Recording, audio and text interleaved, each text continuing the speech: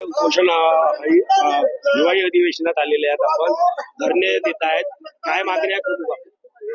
आमच्या प्रमुख मागण्या ह्या बॅनरवर लिहिलेल्या आहेत. त्या सगळ्या आमच्या प्रमुख मागण्या आहेत आणि महाराष्ट्रातली वैध आणि अवैध अशा दोन्ही प्रकारच्या दारू बंद व्हायला पाहिजे ही आमची प्रमुख मागणी आहे.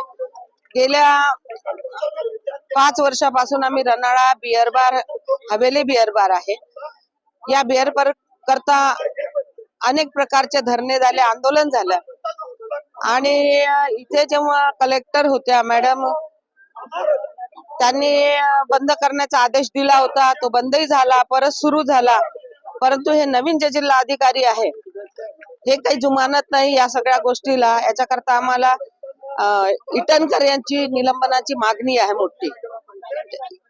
त्यांचे कायदे, जे नवीन कामगार कायदे आहे हे देश हिताचे नाही, कामगारांच्या हिताचे नाही, ते शोषण करणारे कायदे आहेत आणि हे कायदे सरकारने त्वरित रद्द करण्यात यावे. महिलांना न्याय द्यावा ही प्रमुख मागणी होते. बरोबर, याच्यावर न्याय देण्याचा प्रयत्न होत नाही सरकारच्याकडून. हे खूप मोठी शोकांतिका आहे. एका बाजूने सरकार सांगते बेटी पढाओ बेटी बचाओ. आपण आता नुकतंच बीडचं प्रकरण बघितलं आहे. त्या मुलीला कशा प्रकारे तिची प्रताडणा केलेली आहे आणि कशा रीतीनं समाजाच्या समोर तिचं चरित्र ठेवलेलं आहे.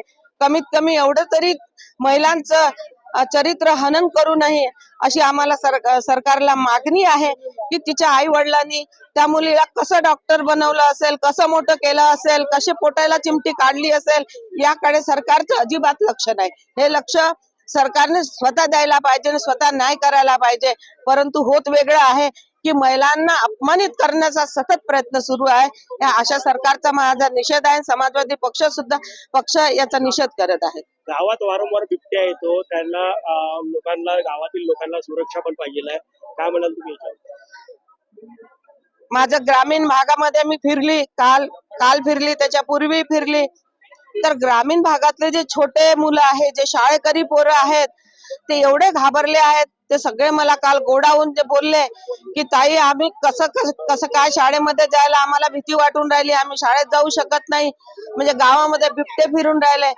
तर या बिबट्याचा बंदोबस्त वन खात्याने आणि वनमंत्र्यांनी करण्यात यावी ही आमची मागणी आहे. कारण दहशतमध्ये लोक आहे. आजचा सेकंड लास्ट डे आहे, त्यात बहुतेक अर्धा दिवस कामकाज चालेल.